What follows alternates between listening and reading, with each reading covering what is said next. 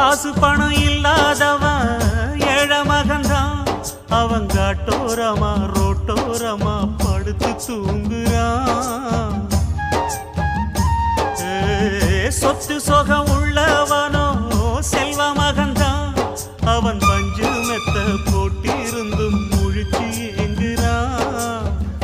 எது மற்ற பேர்களுக்கு ஏது கவலை, 4 காசு வச்சிருந்தா 100 கவலை. இங்கு ஆசை வச்ச நெஞ்சுக்கெல்லாம் அமைதி இல்லையே. என்ன வேலை அது என்ன வேலை, மன நிம்மதிதான் இங்கு என்ன வேலை. எந்த கடை அது எந்த கடை, அதை விற்கிறது இங்கு எந்த கடை. பணங்காசுதான் அள்ளி வீசிதான் அடடா அதுதான் கடையில் கிடைக்காதே. என்ன வேலை அது என்ன வேலை, மன நிம்மதி